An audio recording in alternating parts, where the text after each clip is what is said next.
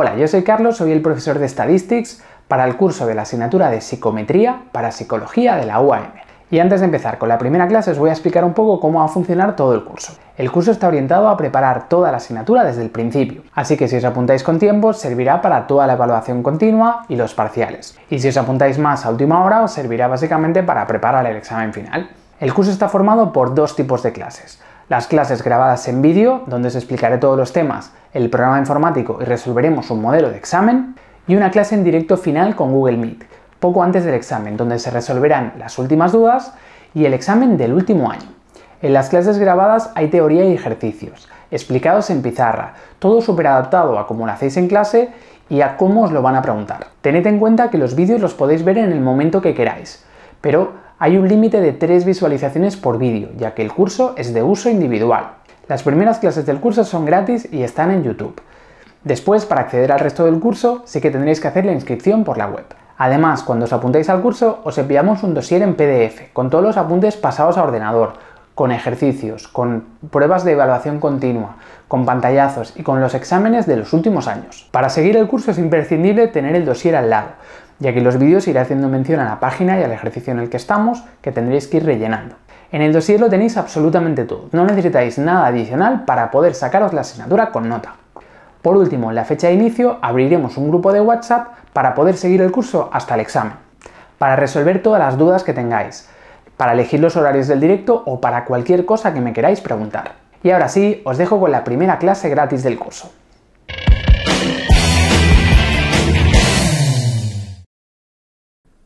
Bien, empezamos ahora ya sí con esta primera clase del curso. Vamos a la página 2 del dossier, página 2, y empezamos con este primer tema de teorías de la medición, ¿sí?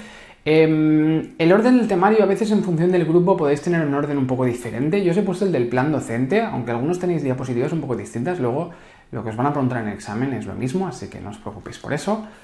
Pero bueno, por si tenéis un orden distinto no hay problema, ya os digo que es lo mismo. Entonces vamos a la página 2, empezamos con este primer tema de teorías de la medición. Es un tema introductorio donde nos hablan de un poco de la historia de la psicometría, qué es la psicometría. Entonces vamos a ir viendo las diferentes cuestiones. Primero, definición de psicometría. ¿De qué se encarga la psicometría? La psicometría se encarga de todo lo que tiene que ver con medir en psicología, ¿sí? Es la medición en psicología, es la ciencia encargada de medir, cuantificar en psicología. Y eso no es nada fácil, porque la psicometría estudia los conceptos, los constructos psicológicos que no son directamente observables en la mayoría de casos, ¿no? ¿Cómo medimos la depresión, la ansiedad, la extroversión, ¿no? Así que realmente es muy complicado medir en psicología porque muchas cosas no son observables y por eso tiene tanta importancia en el campo de la psicología el ámbito de la psicometría, ¿sí? Así que la psicometría es la disciplina, os leo lo que tenéis aquí, que tiene por objeto la medición de la psique, es la medición en psicología, de las capacidades, de los atributos, de las características psicológicas. Su objetivo es establecer teorías y métodos para medir en psicología. La psicometría se encarga de cómo podemos medir esas cosas que no son directamente observables.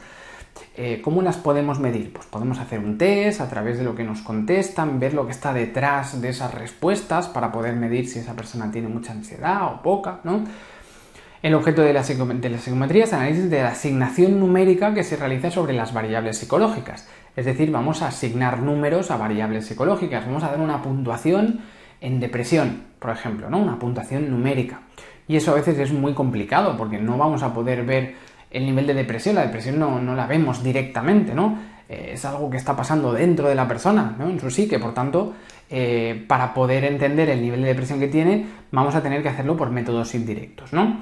Así que es la asignación numérica sobre variables psicológicas por diferentes procedimientos e instrumentos, y los test son los instrumentos más utilizados para la obtención de puntuaciones, ¿sí? Así que el test al final es lo que vamos a estudiar en psicología. El medio con el cual la psicometría consigue medir en psicología son los test. Así que otra definición de psicometría que se da a veces es que es el estudio de los test, ¿sí? Así que psicometría es medición en psicología. ¿Qué medición en psicología son los test? Que son los instrumentos que utilizamos para medir, ¿sí? No hay, sin medida no vamos a poder hacer un diagnóstico preciso, no podremos diagnosticar qué le pasa a la persona, y sin un diagnóstico preciso no podremos intervenir bien sobre la persona. Por eso es muy importante medir bien para poder actuar, para poder intervenir psicológicamente en una terapia, por ejemplo, ¿no? Teorías de la medición. La medición tiene mucha historia, muchos teóricos empezaron a trabajar con intentar medir en psicología. Vamos a ver algunos ejemplos, ¿sí? Tenéis aquí 3. Por ejemplo, la concepción conservadora de Campbell, decía que medir era asignar números a objetos, de modo que nos indica las cantidades de la propiedad del objeto medido, ¿sí?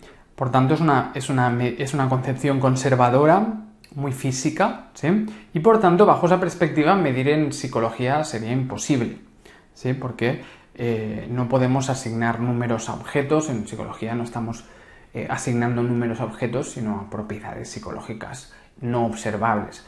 Así que la concepción original de Campbell, que sería como una más antigua, no serviría para la psicología, ¿sí? Nos estaría diciendo Campbell que no se puede medir en psicología. Hay teorías posteriores, ¿no?, que sí que nos van a permitir medir en psicología. Por ejemplo, la teoría de Stevens. Stevens es muy importante en psicometría y Stevens decía que medir era asignar números en base a una regla, a unas normas, ¿sí? Asignamos números en función de unas reglas que nos establecemos, ¿no? Por ejemplo, que el cero no significa que no haya temperatura, sino que el cero hemos dicho que es la temperatura cuando se congela el agua, y hemos establecido que el cero es eso. Menos que eso es tanto, más que eso es tanto.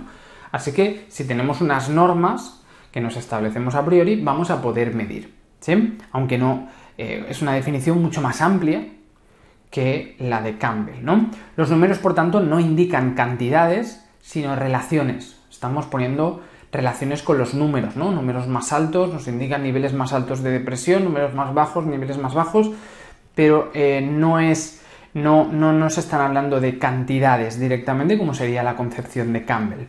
Define los niveles de medida nominal, ordinal, de intervalo y de razón, ¿sí? Estas medidas ya las vimos en análisis de datos, ¿no? Medida nominal quiere decir cuando estamos hablando de variables cualitativas que no tienen orden, ¿no? Es decir, podemos dividir los que hacen evaluación continua y los que hacen evaluación única al final, ¿no? Pues eso sería una escala nominal. Estoy agrupando gente, los de evaluación continua, los de evaluación única, ¿sí? Agrupo gente. Si además de agrupar gente en categorías los ordenamos, es la escala ordinal, ¿no? Si decimos los de nivel económico bajo, medio y alto. Entonces estoy agrupando en función de categorías, pero además las categorías tienen un orden, es la escala ordinal, ¿no? La escala de intervalo es cuando, en lugar de ser categorías, pasan a ser números, pero sin distancias equivalentes con distancias equivalentes entre valores, pero que no necesariamente parten del cero. Por ejemplo, la temperatura es una escala de intervalo, ¿sí? Porque son números, ¿sí?, pero no parte del cero absoluto. Es decir, podemos tener negativos y positivos porque relaciona a unos conceptos. En cambio, la escala de razón sí que sería ya una escala numérica y partiendo de cero. Número de hermanos que tiene el alumno. 0, 1, 2, 3, ¿no? Eso sería una escala de tipo de razón. Parte del cero, es imposible tener un número negativo, ¿no? Y esa sería la escala de razón. Y luego son números que están ordenados, que nos agrupan a las personas, los de 0 hermanos, los de 1, los de 2, tienen orden y además tienen la propiedad de que parten del cero. Bueno, esa sería la teoría de Stevens, la volveremos a ver más adelante también. Teoría representacional de Suppes y Jeans. Estudia las condiciones que debe satisfacer el sistema relacional empírico. Esto aquí no lo vamos a profundizar, solo que sepáis que hay una tercera teoría, que es la de representación, ¿sí?, que nos representa las relaciones empíricas a través de la experiencia. No la vamos a estudiar, es un poco compleja, así que, solo que sepáis que hay esas 3 teorías en las que se puede basar la medición y nosotros nos centraremos sobre todo en la teoría de Stevens. Escalamiento. Escalamiento consiste en utilizar una escala para medir un constructo psicológico, ¿no? En el ámbito de la psicofísica surge el primer problema con la medición de las sensaciones. En psicofísica tenemos uno de los precursores eran Weber y Fechner, que hicieron una serie de experimentos como para poder ver cómo medir las sensaciones, ¿no? Las sensaciones son difíciles de medir. Entonces, por ejemplo, Weber y Fechner hicieron estudios sobre la audición, la percepción de si el sonido es muy alto, muy bajo, cómo funciona en relación al estímulo físico, ¿no? Establecen la ley logarítmica para describir la relación matemática entre un estímulo y la sensación de la persona. Estaba más aplicado a la audición, pero se podría aplicar a varios ámbitos. Bueno, el tema es que medir sensaciones es complicado. Los primeros que lo intentaron, ¿no?, fueron Weber y Fechner. Luego, en el laboratorio de Leipzig, fundado por Wundt, algunos investigadores como Donders o Cattell empleaban el tiempo de reacción y la cantidad de eventos recordados como medidas de psicología, como escalamiento, ¿no? Podíamos poner un estímulo y veíamos cuánto tardaban en dar una respuesta, ¿no? Y entonces lo medíamos así, su nivel, por ejemplo, de inteligencia. Cuanto más tardas en contestar algo, pues podemos decir que más te está costando, por tanto menos inteligencia, o lo que sea, ¿no? Respecto a atención, a memoria, ¿no? Cuantos más errores tienes al recordar. Por tanto, era de los primeros también que intentaron escalar medidas psicológicas como la memoria, como la atención, como la inteligencia, etc. Medición de las diferencias individuales. Al final, lo que estudia la psicometría es la medición, y lo que nos interesa en la medición es observar las diferencias entre los individuos, ¿no? Por tanto, nos interesa captar esas diferencias individuales. Galton, en su laboratorio antropométrico de Londres, estudiaba las diferencias individuales, ¿no?, mediante medidas físicas y medidas psicológicas, ¿sí? Utilizaba medir fuerza física, miraba la diferencia entre personas respecto a la fuerza física, discriminación auditiva, visual. Hizo muchos experimentos, Galton, para estudiar las diferencias individuales, tanto en cosas físicas como en cosas psicológicas, ¿sí? Uno de los colaboradores fue Cattell, muy importante en la teoría de la personalidad, que utilizó el test mental para referirse a tareas sociomotoras que se cuantificaba el tiempo de reacción, ¿sí? Así que Galton era de los primeros en estudiar esas diferencias, esa variabilidad entre los individuos.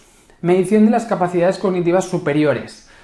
Respecto a las capacidades cognitivas, la inteligencia o las capacidades cognitivas superiores, Binet fue de los primeros que se conoce que trabajó intentando medir la inteligencia o estableciendo procedimientos, y fue el creador del coeficiente o cociente intelectual, ¿sí? Binet establece procedimientos para diferenciar a los niños con deficiencias mentales de los que no tenían problemas. Binet y Simon hicieron los primeros test de inteligencia, ¿sí? Eran unos test donde medían capacidades cognitivas y a partir de ahí podían obtener un coeficiente intelectual o un cociente intelectual, ¿sí? También en este contexto vieron esbozos de test psicométricos de personalidad. También se empezaba a hablar de test de personalidad, test proyectivos, ¿sí? Test proyectivos de personalidad. Bueno, es un poco de introducción a diferentes ámbitos. Luego todo esto lo habréis visto o lo veréis en asignaturas como de historia de la psicología y demás. Seguro que os suenan mucho ya estos autores. Solo un recordatorio, pues, de que estos autores tuvieron un papel importante en los inicios de la medición en psicología. Luego está el análisis factorial. El análisis factorial lo veremos más adelante. Es una técnica multivariante que permite pasar de un conjunto de más variables a un conjunto de variables latentes que no son observables, que están detrás de esas variables. Es una técnica de reducción de dimensionalidad, ¿sí? El análisis factorial, lo veremos en su tema correspondiente, se empezó a utilizar sobre todo en test de personalidad. Se hacían preguntas de muchos tipos de personalidad y matemáticamente se intentaba encontrar qué factores estaban detrás de esas respuestas. Y se observó que habían como diferentes niveles o escalas de personalidad o ejes de personalidad en función de la respuesta. Así que de 100 respuestas tipo test se obtuvo pues que habían 5, 4, 6 ejes de personalidad que estaban detrás de esas respuestas. Son técnicas para intentar, a partir de muchas variables, juntar en pocas variables que están detrás de esas respuestas. Bueno, lo veremos más adelante. Análisis factorial. Bueno, todo esto es un poco de introducción a teorías de la medición, definición de psicología. Una teoría importante que vamos a ir viendo durante toda la asignatura es la teoría clásica de los test. La teoría clásica de los test es una teoría que es propuesta por Spearman, ¿vale? El padre de la teoría del TCT sería Spearman, que se basa en la siguiente idea. que la puntuación en un test es igual a la puntuación verdadera más un error. Puntuación verdadera más un error. Vamos a ver un tipo de test. Hemos hablado de test de ansiedad, de depresión, de tal, pero por ejemplo un examen de psicometría también es un test, ¿no? Hay una característica no observable, que sería nuestro nivel de psicometría, que el profesor o la profesora está intentando identificarla mediante un instrumento, que es el test, ¿sí? Así que un examen de psicometría es un test, ¿sí? Es un test y nos dará una puntuación X. La X es la puntuación del test, ¿sí?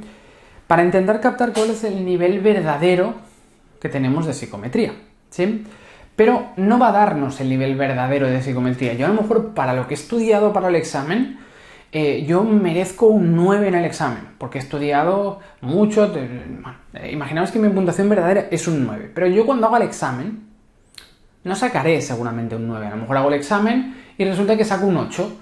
¿Por qué? Pues porque a lo mejor el examen era un poco... había más preguntas de un tema que me había trabajado un poco menos, o porque al final no me dio tiempo a acabar las últimas preguntas, que se me acabó el tiempo, o por lo que sea. El tema es que, pues, mi nivel real de psicometría a lo mejor es un 9, pero cuando hago el examen resulta que saco un 8, ¿no? Por tanto, la puntuación que saques en el test no necesariamente es el valor real que tienes de ese constructo, sino que hay que tener en cuenta que será el valor real, la puntuación verdadera, más un error. En este caso, yo he sacado un 8, pero realmente yo merecía un 9. Lo que pasa es que ha habido un error en la medición de un punto, ¿no? De un punto por debajo. Me ha puntuado un punto por debajo, pues porque no ha dado tiempo, porque además me ha distraído el del lado que estaba copiando y porque estaba haciendo las preguntas y resulta que unas que han salido más del tema que menos me había mirado, ¿sí? Pero realmente merecía un 9. Bueno,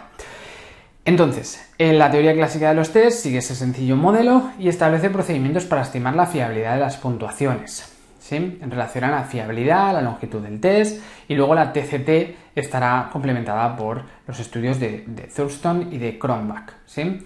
Lo veremos, nos basaremos bastante en esta teoría, la teoría clásica de los test, para prácticamente toda la asignatura menos el último tema, ¿sí? Y luego tenemos otra teoría que es la teoría de la respuesta a los ítems, ¿sí? Es una teoría más moderna, más actual que la teoría clásica de los test y se fundamenta no tanto en el test en conjunto, sino en el análisis de los ítems de forma individual. Estudia los ítems, cómo se comporta cada ítem, no tanto el test, midiendo las propiedades métricas de los ítems, ¿sí? Sin que dependa tanto de las características de la muestra, sino estudiar cómo está funcionando ese ítem que en función de las características que tiene, ¿sí? Bueno, sin que dependa tanto de las características particulares de los ítems. Intenta estudiar los ítems de un test, que es al final lo que nos interesa, sin depender tanto de la muestra ni depender tanto de las características personales, ¿sí? Así que es un modelo matemático mucho más complejo que este es muy sencillo, ¿sí? Que define la respuesta a los ítems a partir de una función matemática, ¿sí? Donde, bueno, lo veremos al final. Es mucho más reciente y es más completo y complejo en varios aspectos, ¿sí? Pero bueno, trabajaremos sobre todo con la teoría clásica de los test, que es más comprensible y que no es tan matemática como la TRI. Bien, seguimos. Tipos de test. Tenemos diferentes tipos de test, que tenemos que entender los tipos de test porque los análisis que haremos psicométricos también dependerán de los tipos de test que tengamos. Entonces, consideramos un test como un procedimiento estandarizado que nos sirve para muestrear diferentes conductas de las personas a través de unos estímulos que son los ítems, ¿no? Un test está formado por ítems. Por ejemplo, un examen de psicometría sería el test y los ítems serían las preguntas, que son estímulos que nos está poniendo el profesor para poder ver si los sabemos superar o no en función de nuestro nivel oculto de psicometría, ¿sí? Entonces, para hablar propiamente de un test, deberíamos cumplir una serie de propiedades. Un test no es un cuestionario cualquiera. Un test debería cumplir ¿qué? Los ítems tienen que tener propiedades psicométricas conocidas, se tiene que haber hecho un estudio sobre las preguntas, ¿no? Y se han elaborado las preguntas del test, o las preguntas lo que sea, puede ser una actividad manipulativa, lo que sea. Sí, pero para que se considere un test, los ítems del test se tienen que haber evaluado desde el punto de vista psicométrico, para poder ver lo difícil que es el ítem, lo que discrimina, su fiabilidad, su validez, eso lo veremos en los vídeos siguientes. Pero requerimos que los ítems no sea alguien haya puesto una serie de preguntas, eso no son test. Tienes una serie de preguntas que se han estudiado bien para ver sus propiedades, etc.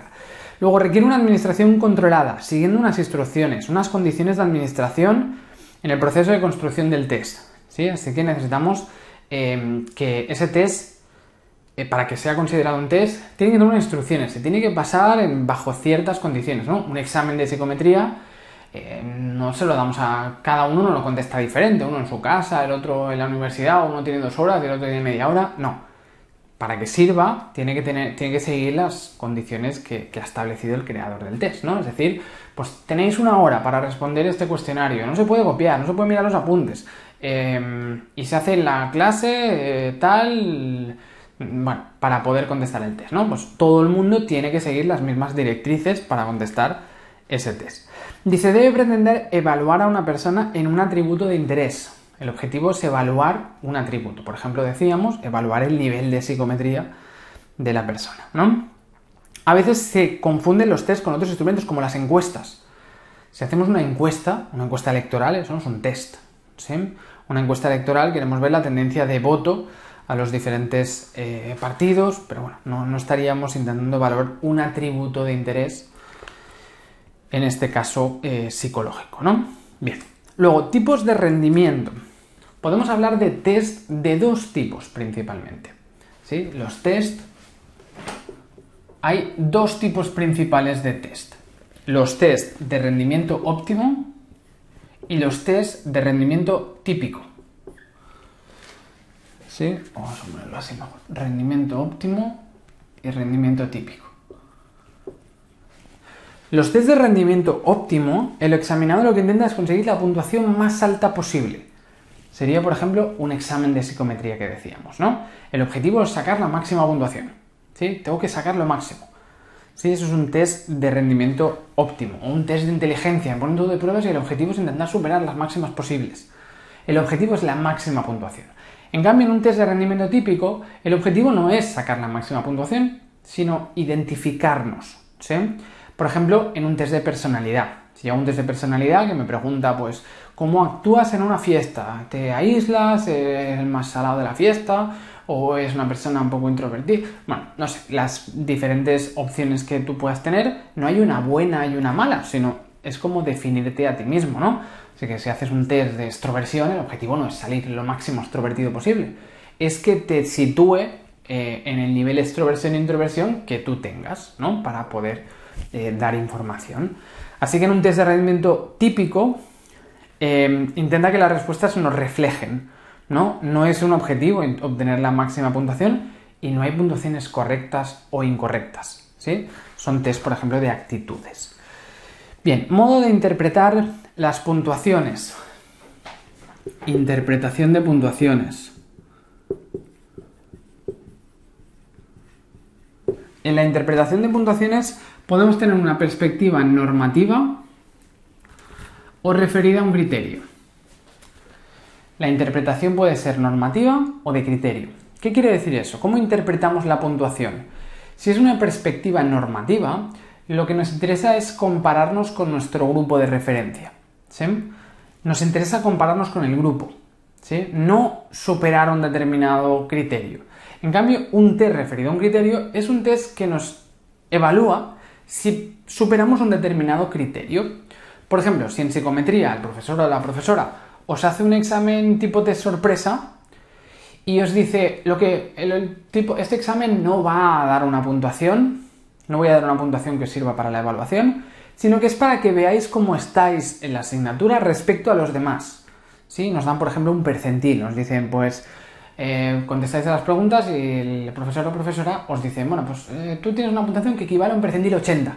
Eso quiere decir que el 80% de la clase estaría por debajo y un 20% por encima. Bueno, pues respecto a la clase parece que voy más o menos bien, ¿sí? Soy de los que más está atendiendo a clase, ¿sí? En cambio, en un test referido a criterios, hay un criterio estricto y miramos si lo superamos o no. Por ejemplo, un examen, si hacemos un examen de final de curso, el profesor o profesora ha establecido un límite y ha dicho, a partir de aquí, aprobado. Menos que esto no ha llegado al criterio y por tanto suspendido, tiene que repetir.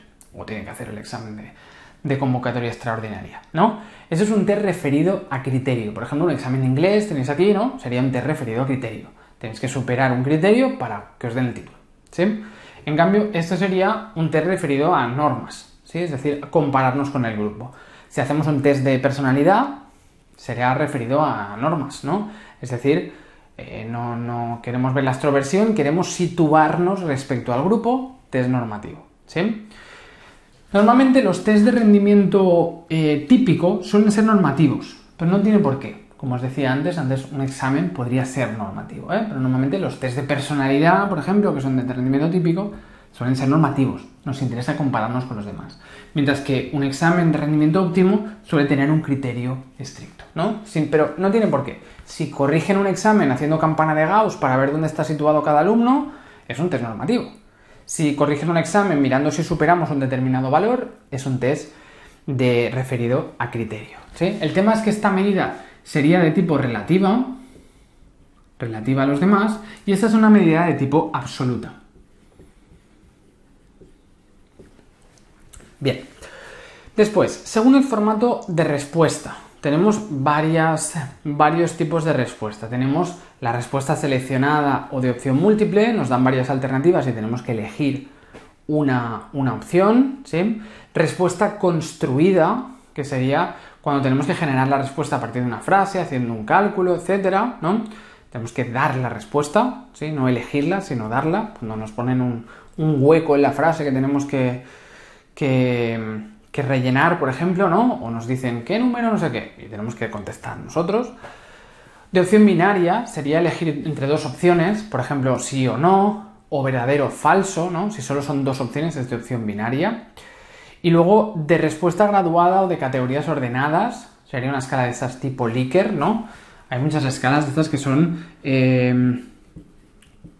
una escala del 1 al 5, donde el 1 es muy en desacuerdo y el 5 es muy de acuerdo, ¿no? Y es una escala graduada donde vas eligiendo frases muy de acuerdo, muy en desacuerdo.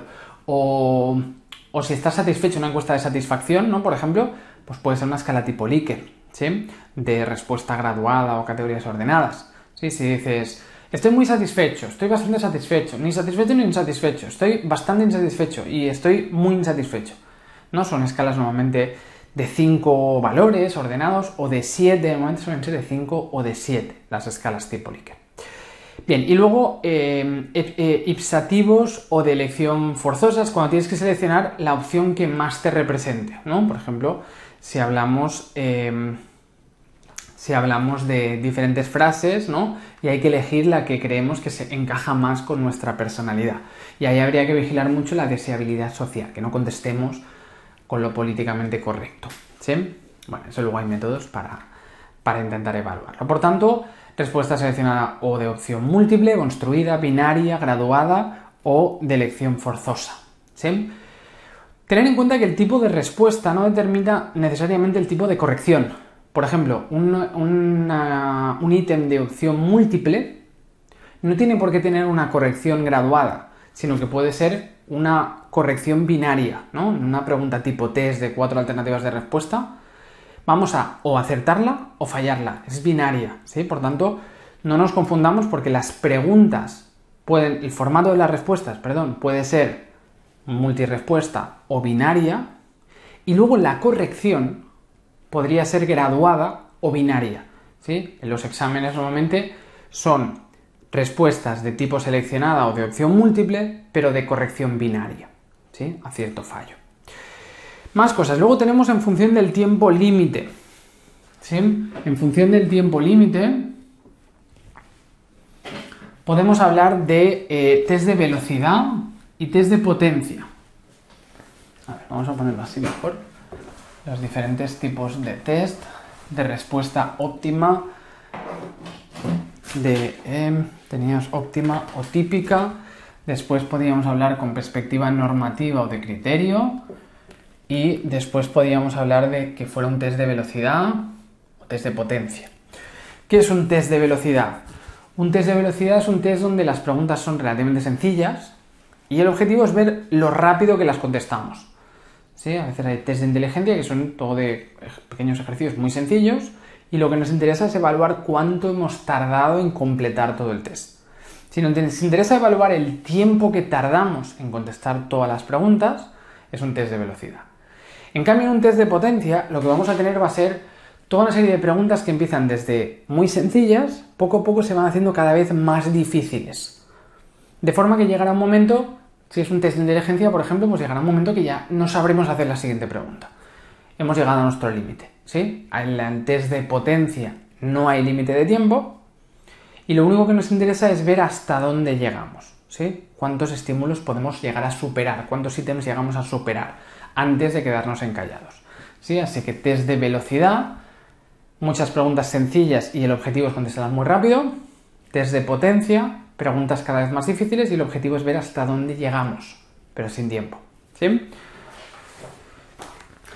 Bien, y luego, a veces es un poco combinación de las dos cosas que medimos, en parte de la velocidad, en parte de potencia. Bueno, y luego en función del marco teórico de referencia, puede ser un test conductual o un test situacional.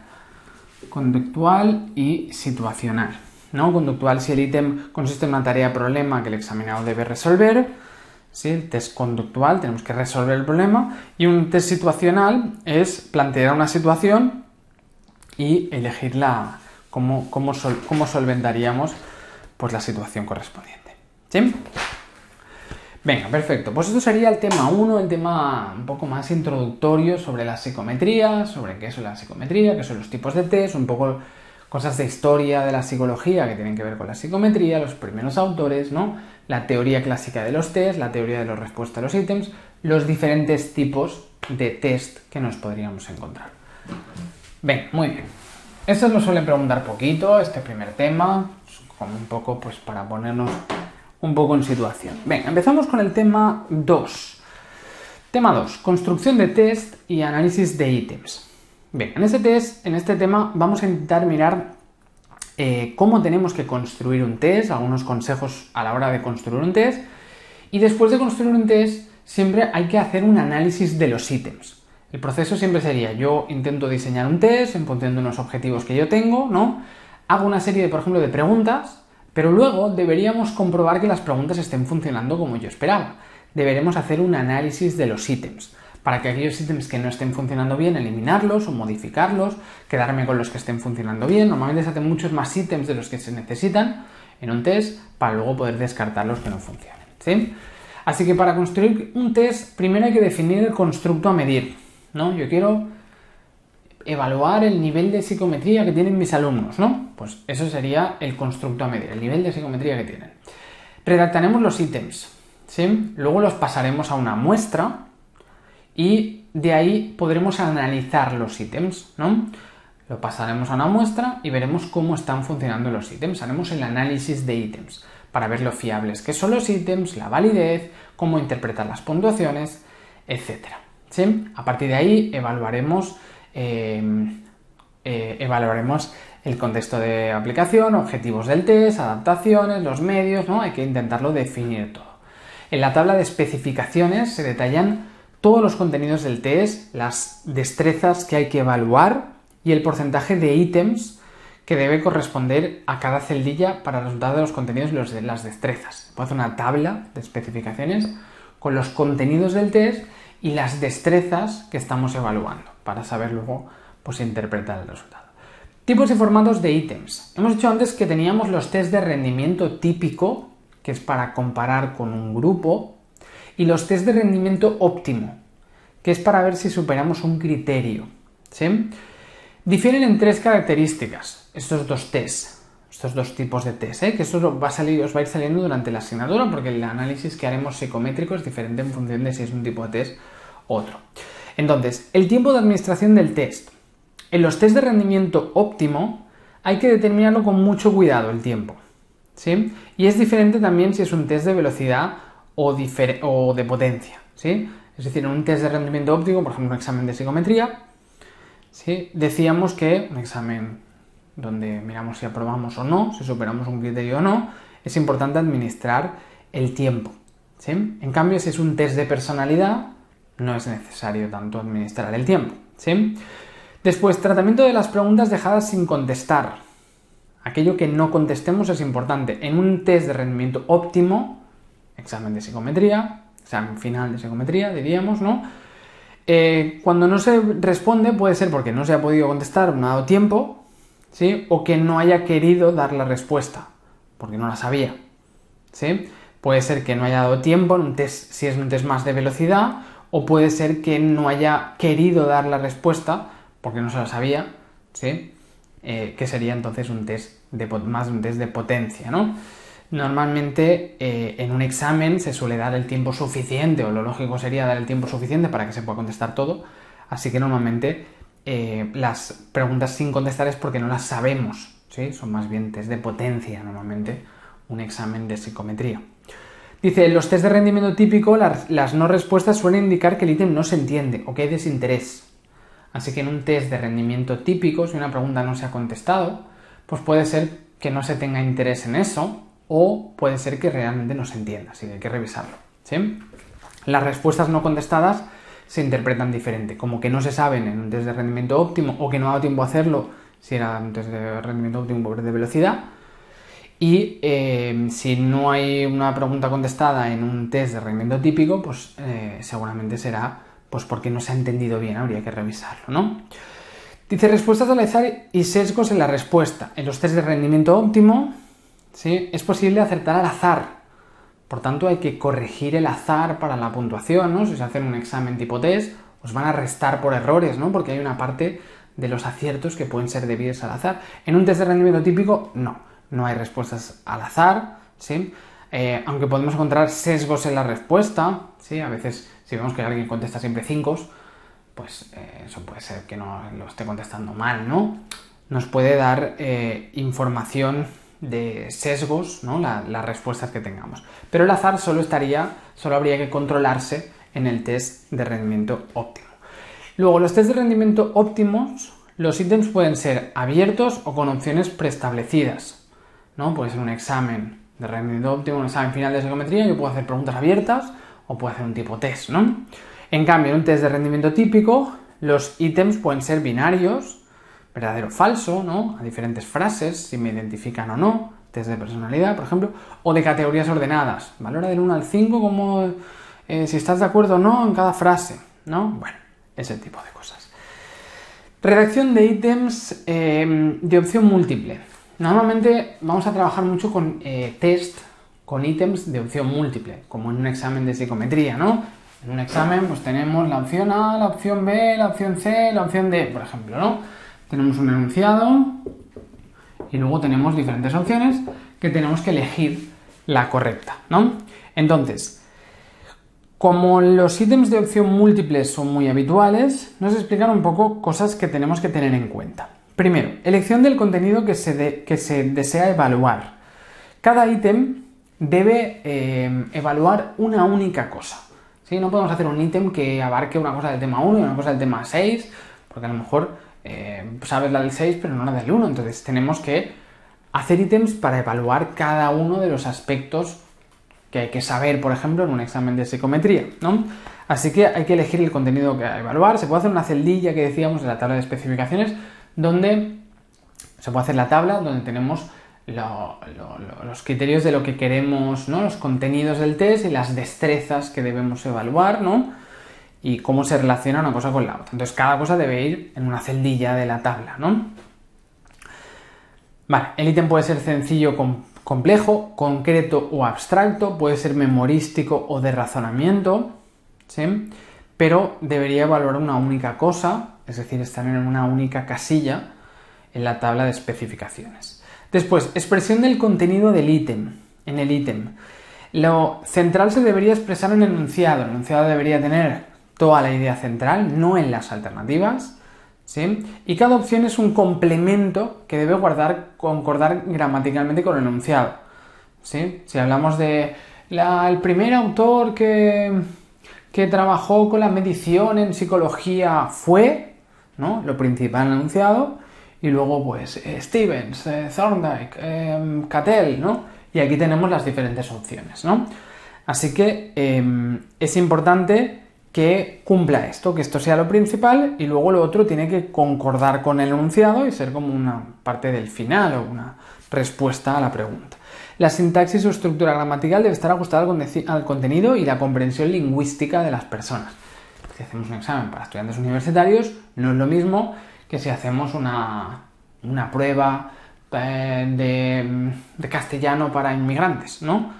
Tienen que tener un lenguaje muy diferente. Uno es mucho más específico, el otro tiene que ser comprensible para el público objetivo que tengamos, ¿no? Después, construcción de las opciones. Debe haber solo una opción correcta, una. Estar en diferentes ubicaciones, es decir, no tener siempre que siempre sea la A en un examen, ¿no? Evidentemente. Y luego, las opciones deberían ser preferiblemente 3. He puesto 4, muchas veces se ponen 4. Lo ideal sería tener 3 opciones de respuesta, ¿sí? 3 posibles resultados, presentarse en vertical y ser autónomas entre ellas, que no tengan relación entre las respuestas. Por eso no es correcto poner todas las anteriores o ninguna de las anteriores, porque si yo la A la descarto y la D y la C es todas las anteriores, pues entonces ya sé que es la B, ¿no? Si la A sé que no es cierta y esto es todas las anteriores que engloba la A, entonces directamente es la B. Es un error muy habitual en los exámenes. No se debería poner nunca todo lo anterior o ninguna de las anteriores. Eso es un error, porque está relacionando las diferentes alternativas, de forma que en función de cómo veas las otras, eso te está ayudando a descartar opciones, ¿sí? Así que no es lo adecuado. Más cosas, página siguiente. Luego tenemos redacción de ítems de categorías ordenadas. Si hablamos de ítems de categorías ordenadas, recomendaciones en los test de rendimiento típico. Vale, si tenemos categorías ordenadas, tipo muy de acuerdo, bastante de acuerdo, ni desacuerdo, ¿no? Tenemos un orden determinado. Entonces, utilizar el tiempo presente, ¿sí? No hablar en pasado, en futuro. Redactar frases que darían respuestas distintas a los que tengan nivel alto y bajo del rasgo, ¿sí? Que las frases que no todo el mundo responda que está de acuerdo, si es una cosa muy evidente, ¿no? O que todo el mundo... Intentar poner una frase que pueda generar diferencias, ¿no? El objetivo es al final buscar las diferencias. Que el contenido sea claro y concreto, que las frases sean cortas, sean simples, sean inteligibles. Muy de acuerdo, bastante de acuerdo. ¿No? Vale, luego que haya ítems de modo directo o inverso para evitar la aquiescencia, ¿no? Si estamos haciendo un cuestionario, un test de satisfacción, pues lo ideal no es que todas las preguntas sean en afirmativo, porque a lo mejor alguien dice, pues todo 5, está todo bien, ¿sí? Y ni se lo mira, eso es la aquiescencia, tener tendencia a poner lo mismo, ¿sí? O a decir que sí. Entonces, es mejor intentar poner frases en afirmativo y frases en negativo para que la persona se lo tenga que pensar un poco, ¿no? Es decir, el curso me ha ayudado a preparar el examen. Sería una frase afirmativa, ¿no? Muy de acuerdo, bastante de acuerdo, ni desacuerdo, tal. Siguiente frase. El curso era demasiado corto. Eso sería una frase negativa, ¿no? Era demasiado corto. Así que fijaros que si estás satisfecho con el curso, ya no tienes que decir muy de acuerdo, tienes que decir muy en desacuerdo, ¿sí? Si el curso te parece de la longitud adecuada. ¿Se entiende? O sea, en lugar de decir el curso era de una duración adecuada, el curso me ha ayudado a preparar el examen, todo en plan afirmativo, pues ir alternando cosas afirmativas y cosas negativas, ¿no? Para que la gente al responder se tenga que plantear bien cada frase. Bueno, evitar el uso de negaciones. Mejor no negar, que eso siempre confunde, y sobre todo de dobles negaciones. A veces nos ponen, no, es verdad que no sé qué, y luego la alternativa incluye un no. Mejor no negar nada, ¿sí? Hacerlo todo en afirmativo. Evitar universales, como todo, como siempre, como nunca, porque eso puede llevar a error, ¿no? Siempre, pues muchas veces era una excepción, ¿no? Así que no ser tan absolutos, ¿no? Dice, puede llevar a la misma categoría. Algunas escalas de sinceridad utilizan universales para ver el falseamiento de las respuestas, ¿no? A veces si yo hago un test, Puedo decir, siempre me comporto bien de no sé qué, ¿no? En la clase, pues a lo mejor si lo dices tan siempre, pues seguro que alguna vez no. Pues si pones eso, seguramente es que estás falseando las respuestas por la deseabilidad social, ¿no? Pues a veces se utilizan esos universales de todo, siempre, tal, para ver si se están falseando respuestas, ¿sí? Porque lo lógico es que normalmente no sea todo siempre o nunca, ¿sí? Sino que hayan matices. Bien, más cosas. Inclusión de categoría central. Las escalas que miden frecuencia, la categoría central está recomendada. La opción de categoría central se usa más cuando son actitudes poco intensos o poca información y puede servir como refugio de opiniones conflictivas, ¿no? Si hablamos de si estamos de acuerdo o en desacuerdo, ¿no? Pues está bien decir 1, muy de acuerdo, 2, bastante de acuerdo, 3, ni de acuerdo ni desacuerdo, 4, bastante en desacuerdo, 5, totalmente en desacuerdo, ¿sí? Fijaros que damos una categoría central para cuando es un ni fu ni fa, ¿no? Que no sabemos si no vamos ni para un lado ni para el otro. Sirve como refugio para no tener que siempre decantarnos hacia un lado, que a veces tenemos una opinión indiferente o estamos en un punto medio, ¿no? Bien, cuantificación de las respuestas. Consiste en asignar un número a la respuesta de cada ítem, de forma que el mayor nivel de rasgo de un nivel mayor del ítem, ¿no? Puede ser una cuantificación dicotómica o politómica. Dicotómica quiere decir que lo vamos a valorar como que el ítem está bien o mal, ¿sí? Por ejemplo, un examen tipo test con 3 alternativas de respuesta que decíamos, pues lo vamos a evaluar como está bien o está mal la respuesta, de forma dicotómica. El análisis lo vamos a hacer de forma dicotómica, cuantificación dicotómica. Opción múltiple o verdadero falso, o si no, las respuestas serán 0, 1. 0 si fallo, 1 si acierto, ¿sí?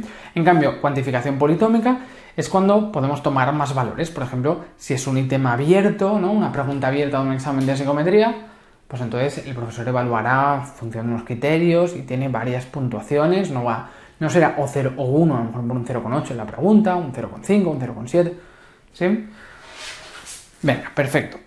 Por tanto, es importante distinguir el tipo de respuestas de la cuantificación de las respuestas, cómo evaluamos las respuestas. Lo hemos comentado también del tema anterior. Bueno, ese es un poco el tema de la construcción del test, ¿no? De cómo podemos, en la construcción de un test, una serie de consejos a la hora de construir un test. Venga, vamos a empezar ya con el análisis de los ítems, ¿sí? Hasta ahora todo lo que hemos hecho es muy teórico, es una pequeña introducción teórica. A partir de ahora va a ser ya todo mucho más numérico. Vamos a hacer más cálculos, calcular indicadores, así que vamos a empezar ya con el análisis cuantitativo. Como decíamos, el proceso para diseñar un test para medir una determinada cualidad es primero determinar cuál es esa cualidad que queremos estudiar, ¿no? Por ejemplo, decíamos nivel de psicometría, ¿no? Luego, ¿qué teníamos que hacer? Diseñar una serie de ítems, ¿no? Un listado de ítems. Todo de preguntas sobre el temario, por ejemplo, ¿no? Una vez hemos hecho eso, ¿eso ya es un test? No. ¿Por qué? Porque tenemos que evaluar los ítems. Para evaluar los ítems, el tercer paso, ¿cuál era? Tenemos que pasar ese test provisional con esos ítems provisionales, tenemos que pasarlo a un grupo normativo, a un grupo de personas representativo de la población. Y en función de cómo nos contesten, en función de las respuestas, entonces podremos hacer ya el análisis de los ítems, que es lo que vamos a empezar a mirar ahora, ¿no? Vamos a ver si los ítems funcionan bien, si son difíciles, son fáciles, discriminan, no discriminan, son fiables. Vamos a ver una serie de propiedades de los ítems que tenemos que ir evaluando. Por tanto, análisis de los ítems. Primer análisis que podríamos hacer sería estudiar la media y la varianza, ¿no? En un test de rendimiento típico, la media estará entre 1 y K. En un test de rendimiento, la media de un ítem, hablamos del análisis de ítems, no de todo el test, de cada ítem. Por tanto, si tenemos 5 categorías ordenadas, decíamos antes, ¿no? Una escala tipo Likert de 5 valores, entonces la media de ese ítem, ¿cuál será? Como mínimo será 1 y como máximo será K, en este caso 5, ¿no? Por tanto, en un test de rendimiento típico, la media de un ítem siempre está entre 1 y K, ¿sí? Puede ser un 3,5, un 4,2, ¿no? La media del ítem será entre 1 y K. En cambio, en un test de rendimiento óptimo, Solo puede ser que la pregunta se considere como fallada o como acertada. Por tanto, en un test de rendimiento óptimo solo será fallo o acierto y por tanto la media va a ser un valor entre el 0 y el 1. ¿Sí? La varianza máxima, en un test de rendimiento típico, la varianza máxima se daría si la mitad eligieran la opción más baja y si la otra mitad eligiera la opción más alta. ¿Sí? Así que cuando hablamos de un test de rendimiento típico, podríamos estudiar la varianza, la variabilidad de las respuestas. Si todo el mundo me contesta con un 3, entonces no hay variabilidad. ¿Cuándo habría la máxima variabilidad? Pues cuando la gente respondiera de la forma más extrema posible. Se puede calcular la variabilidad máxima, la varianza máxima, a partir de esta fórmula. 0,5 por la puntuación más baja menos la media, ¿sí?, de las puntuaciones, más 0,5 por la puntuación más alta menos la media. Por ejemplo, en un ítem, bueno, y esto al cuadrado, claro. Por ejemplo, en un ítem de 4 alternativas de respuesta. Como decíamos aquí, ¿no? Entonces, ¿cuál sería la varianza máxima que podría tener este ítem? Sería 0,5 por 0,5 por la puntuación mínima del ítem, ¿cuál sería? El 1, ¿no? Menos la media del ítem. La media del ítem, ¿cuál sería? Sería 2,5, el punto central que tendría el ítem, ¿no? Estaría justo aquí, ¿no? Entre el 2 y el 3, 2,5. Si tuviéramos la media real del ítem, pues pondríamos la media real, ¿no? Si no, la media del ítem consideramos la media de las respuestas. Más 0,5 por la puntuación máxima, que sería 4, menos 2,5 al cuadrado, ¿no? Por tanto, hacemos este cálculo y nos queda 0,5 por 1 menos 2,5 al cuadrado más 0,5 por 4 menos 2,5 al cuadrado. Y eso nos queda 2,25. Pues un ítem tipo de categorías ordenadas con 4 valores, la varianza máxima que puede llegar a tener es de 2,25. Lo máximo posible. ¿Sí?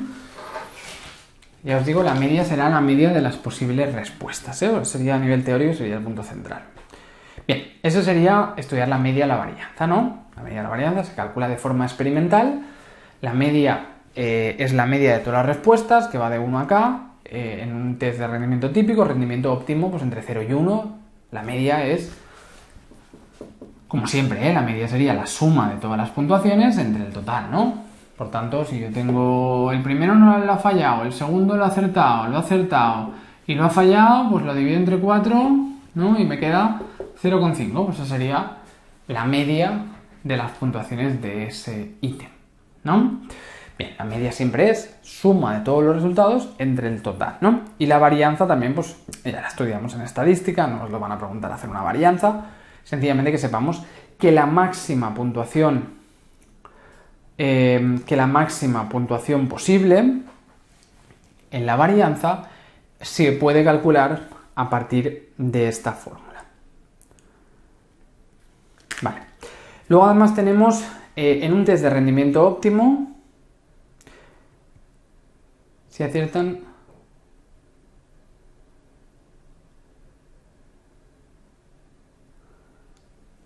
bueno, y luego en caso de empate tenéis que la variabilidad es mayor en los ítems más difíciles, ¿no? Cuanto más difícil, pues más variabilidad puede haber, ¿no? Porque si el ítem es muy fácil, ¿qué puede ocurrir? Que todo el mundo conteste lo mismo, que todo el mundo lo acierte. Y por tanto, si hablamos de un test de rendimiento óptimo, lo que nos interesa es una dificultad cercana a 0,5 para que la variabilidad sea la máxima posible. Si el test es muy fácil o muy difícil, ¿qué ocurrirá con la variabilidad? Pues si el test es muy fácil o muy difícil, vamos a tener un problema de que la mayor parte de gente lo va a acertar o la mayor parte de gente lo va a fallar. ¿Sí? De hecho, lo peor es que sea muy fácil y lo acierte todo el mundo. En caso de empate es mejor que sea un poco más a difícil que a fácil. Bien, más cosas. Luego tenemos el índice de dificultad o la proporción de aciertos. Un ítem podemos evaluar lo difícil que es a partir del índice de dificultad. ¿Sí? El índice de dificultad o la P sub J, la proporción de aciertos, se calcula, vamos a decir aquí, dificultad.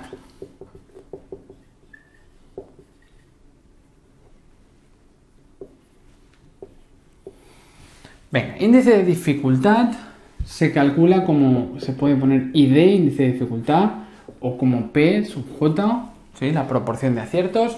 La proporción de aciertos se calcula a partir de el número de aciertos entre el número de respuestas, ¿sí? De forma que si el test lo han contestado 20 personas y 15 de ellas lo han acertado, pues la dificultad sería 0,75, ¿sí? Ese 0,75 que nos dice que el ítem es fácil o difícil, que es fácil. Cuanto más se acerque al 1, quiere decir que hay más proporción de gente que lo acierta. Así que aunque se habla de índice de dificultad, realmente sería un índice de facilidad, más bien, ¿sí? Eso sería un índice de facilidad, más que un índice de dificultad, ¿sí?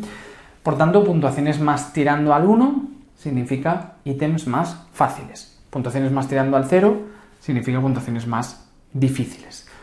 Si queremos hacer la media aritmética del test, se puede calcular a partir de la suma de todos los índices de dificultad, o lo que es lo mismo, la suma de todas las puntuaciones entre el total. Y después, en los ítems de corrección dicotómica, la varianza siempre es la dificultad por 1 menos la dificultad. P por 1 menos P nos dará la varianza del ítem. Así que tenemos que tener en cuenta esas tres fórmulas. ¿De acuerdo? Proporción de aciertos. Aciertos entre el total. Cuanto más alto, más fácil. Media del test se obtiene la suma de las proporciones de aciertos de todos los ítems. Y la varianza de un ítem se calcula a partir de la dificultad por el complementario de la dificultad. Dice el ID va de 0 a 1, donde 1 es lo más fácil posible y 0 es lo más difícil, ¿no? Es un índice de facilidad, ID o P. Al diseñar un test de rendimiento óptimo, se suele recomendar que se sitúen al inicio algunos ítems fáciles, luego en el medio ítems medios y al final los más difíciles. ¿Sí? Bueno, se recomienda hacerlo así. El problema de la dificultad es que si tenemos preguntas tipo test en un test de rendimiento óptimo, se puede acertar por error. ¿Sí? Ahí por azar. Se puede acertar por azar. Por tanto, tenemos que eliminar el efecto del azar.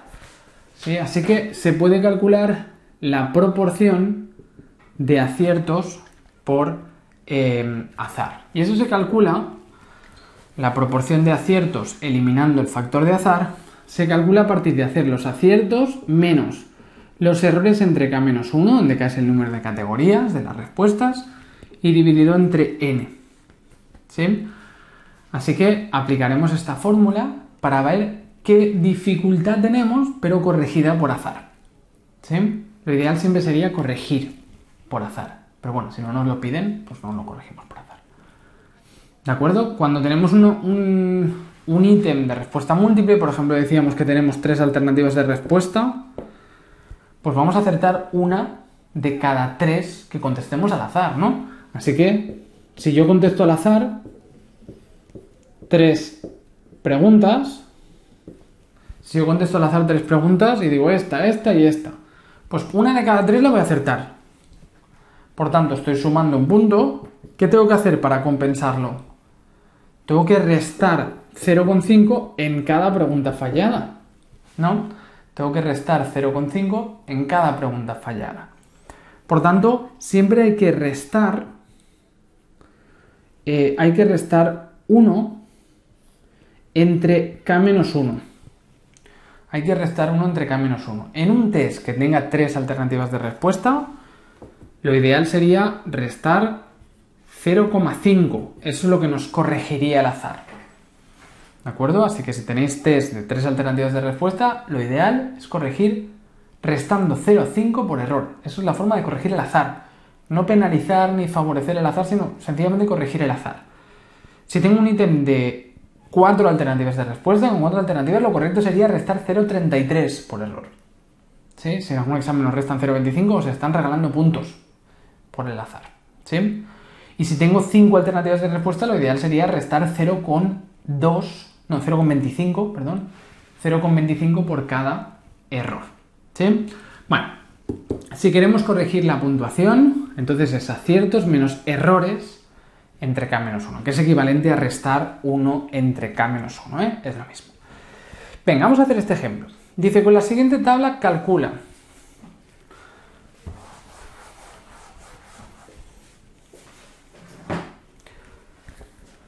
A ver, tenemos 1, 2, 3, 4, 5, 6, 7, 8 sujetos y luego de ítems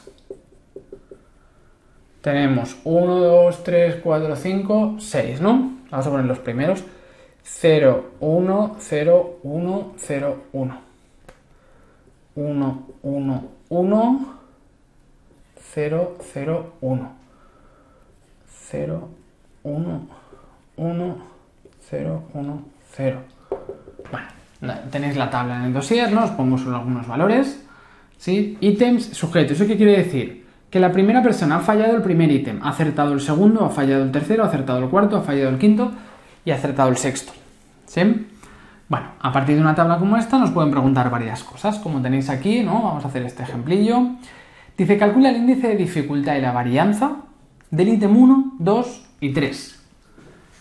No dicen nada, por tanto, si no nos dicen nada, es sin corregir.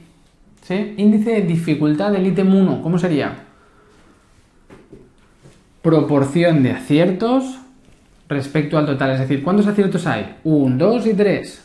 3 aciertos de un total de 6. Pues tiene un índice de dificultad de 0,5.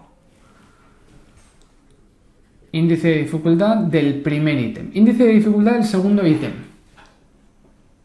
Ay, no, perdón. Estoy cogiendo ya los sujetos. No. No, sería coger la columna, ¿eh? Sería coger la columna. ¿Cuántos aciertos tenemos del ítem 1? Estaba acostumbrado a hacerlo así. Sería 1, 2, 3, 4. Estamos hablando del ítem 1, ¿eh? La dificultad del ítem 1 sería 4 aciertos de los 8. Y esto nos da 0,5, ¿no? El segundo ítem, ¿cuántos aciertos tenemos? Lo tenéis aquí, son 7 aciertos, ¿no? 7 aciertos. Bueno, vamos a dejarlo porque luego lo vamos a utilizar para la discriminación, así que vamos a ponerlo todo ya casi. A ver, sería 1, 1, 1, 1, 0, luego 0, 1, 0, 0, 0, 0, 1, 0, 1, 0, 1, 1, 1, 1, 0, 1, 1, 0, 0, 0, 1, 0, 1, 1, 1, 0, 1, 0. Bien, entonces, índice de dificultad para el ítem 2, 7 aciertos, 7 personas lo han acertado de las 8, ¿no? Pues sería 0,875, ¿no?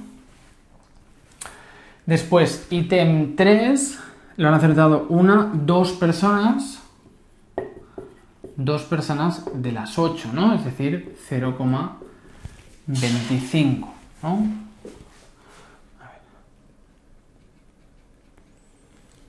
Venga, pues ya tenemos los 3 índices de dificultad, ¿no? ¿Qué más cosas nos piden? La varianza de los 3 primeros ítems. ¿Cuánto sería la varianza del primer ítem? La varianza en un ítem dicotómico es la dificultad por su complementario, es decir, 0,5 por 0,5. Vamos a decir aquí por 1 menos 0,5, que es 0,5. Varianza del segundo ítem, 0,875 por 1 menos 0,875. Y varianza del tercer ítem, 0,25 por 1 menos 0,25.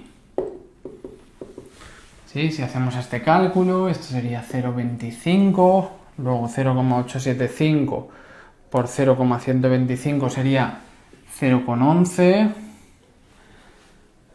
y 0,25 por 0,75 sería 0,19. Bueno, pues esas serían las varianzas de los tres primeros ítems, ¿no? Hemos calculado la dificultad, la varianza, ¿qué más? Y luego nos dice la puntuación media del test. ¿Cómo sería la puntuación media del test? Pues deberíamos calcular la puntuación media, hemos dicho, sumando todos los índices de dificultad, ¿sí? O sumando todas las puntuaciones entre el total, ¿sí? Yo podría hacerlo de dos maneras. Una sería decir 3, puntuación total, ¿no? 4, 4, 4, 3, 2, 6 y 1. Por tanto, si quiero hacer la media del test, puedo hacer dos cosas. Una sería hacer la suma de las dificultades, es decir, 0,5 más 0,875 más 0,25, ¿no? La dificultad del ítem 1, del ítem 2, del ítem 3, ¿no? Y luego siguiendo hasta el 4, el 5, 6. Esa sería una opción, sumar todos los índices de dificultad. Otra opción sería sumar todas las puntuaciones individuales entre el total. Es decir, si lo sumamos todo, tendríamos 3 y 4, 7, 11, 15, 18, 20, 26, 27. Sería 27, ¿no? 27 dividido entre el total de sujetos, que son 8. Bueno, vamos a poner luego la fórmula. Sería... Ah, no, ya lo he puesto con la fórmula. 27 hemos dicho entre 8, ¿no? Así que tanto si lo hacemos por un método como por el otro, entonces nos tiene que dar lo mismo. Nos debería dar 27 entre 8, 3,375. ¿Sí? Las dos formas de calcular la media de un test, sumando todos los índices de dificultad o haciendo el promedio de todas las puntuaciones individuales. Y por último nos piden que calculemos la dificultad corregida por azar. Dificultad corregida por azar del ítem 6. Ahora nos piden del ítem 6, que calculemos la dificultad corregida por azar. ¿Cuál sería la dificultad corregida por azar del ítem 6? Pues deberíamos aplicar esta fórmula. ¿Cuántos aciertos tenemos del ítem 6? 1, 2, 3, 4, 5, ¿no? 5 aciertos menos. ¿Cuántos errores tenemos? 1, 2, 3. ¿Cuántas alternativas de respuesta? ¿Cuántas alternativas de respuesta tenemos? Aquí no nos sale, pero imaginaros que son 3, hemos dicho, ¿vale? Aquí no lo pone, os lo digo yo. Esto era de unas preguntas tipo test con 3 alternativas de respuesta. Por tanto, 3 menos 1. ¿Sí?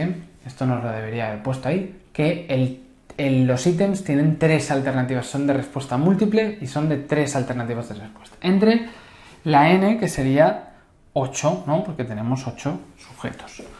Así que cogemos y hacemos 5 menos 3 entre 2 entre 8. Pues la dificultad corregida por azar para el ítem 6 es 0,4375.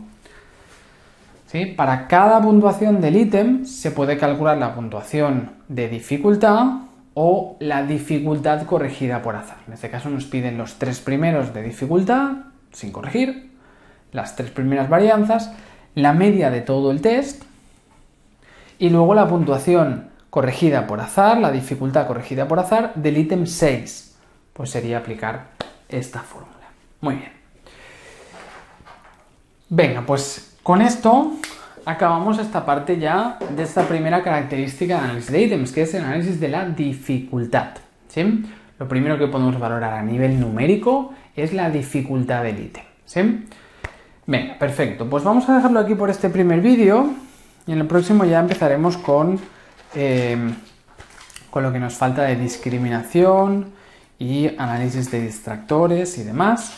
Venga, lo dejamos aquí por este vídeo Y nos vemos en el próximo vídeo, que empezaremos ya con discriminación, análisis de extractores, acabaremos con el tema ya este apartado de análisis de ítems. Pues hasta el próximo vídeo.